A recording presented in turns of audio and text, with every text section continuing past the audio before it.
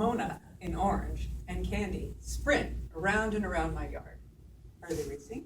No, they're playing tag. Mona sticks to the fence, leaning sideways and kicking up snow as she goes. Candy zigzags, daring Mona to tag her. They stop, eyeing each other from opposite sides of the playground.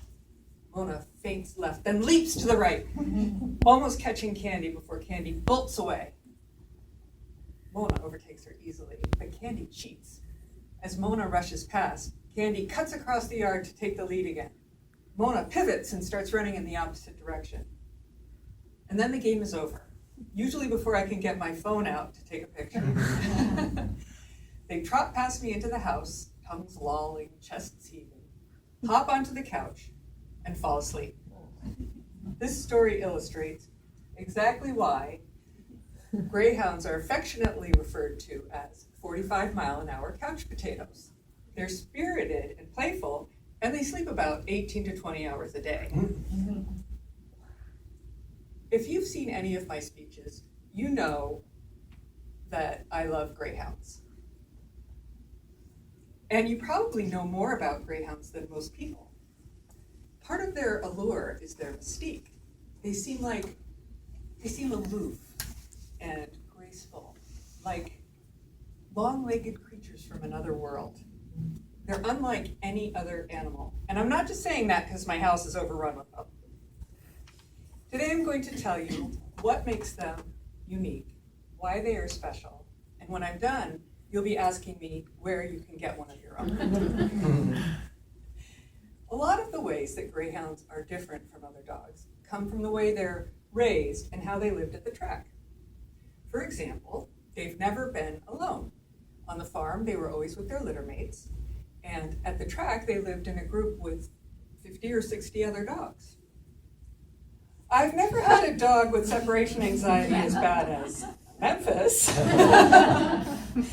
but I'm sure you can imagine how being alone for the first time could be really scary. It helps to have another dog in the house, preferably another greyhound. It sounds funny, but they've only ever been around other greyhounds, and some of them don't recognize other breeds as dogs. Greyhounds are unique in some biological ways as well. They have unusual blood chemistry, higher red cell counts, lower white cell counts, lower thyroid levels. It's important to use a vet who understands this. These differences combined with their low body fat mean that they metabolize drugs differently. Anesthesia can be dangerous. In an emergency, even in an emergency, a Grey savvy vet will do blood tests before giving anesthesia to a greyhound. Genetics play a big role in how they're different as well. The breed's high prey drive and extreme speed make it unsafe for them to be loose. Greyhounds are smart, but even the most well-trained dog may someday see a white bunny rabbit tail disappearing into the bushes and give in to instinct. No matter how loud you call, no matter how obedient the dog, the drive to chase drowns out everything else. It's important to understand the history, background, and physiology of greyhounds. It's part of what makes them unique, part of who they are. To me, the most amazing thing about greyhounds is their character. I've never met a more cuddly breed. My dog, Vinny, will do anything for pats. I've seen him fall asleep standing up because he didn't want to go lay down while someone was patting him. They love to sleep draped across another dog or a person. That's me on the left with Vinny, and my grandson John on the right with Candy. I know, cuteness overload.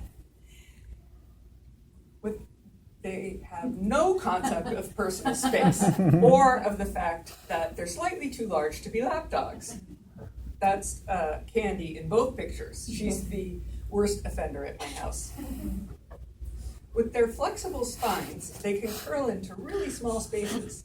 I did not put that pillow on top of Candy. She scooched under there on her own. When they're relaxed, they can easily take over a couch or a bed. Sometimes they work in teams and form a chain that extends from one end of the bed to the other. Their faces are enchanting. Those big sighthound eyes make me feel like they're sharing their sensitive souls. Their ears can move independently in any direction, giving them a range of sweet and silly expressions. They smile. Sometimes they look goofy. Sometimes they're hilarious. Often, they're simply magnificent. People say they're like potato chips. Once you have one, you have to have more. It's true. But I would recommend 2, or maybe 3. 5 is too many. Take my word for that. You all know that I'm passionate about greyhounds. I can't help it. Greyhounds inspire passion. And that passion is contagious. Are you feeling a little bit of it right now? If you are, I know where you could get one of your own. In fact, I have a couple I'd be willing to share. Not really.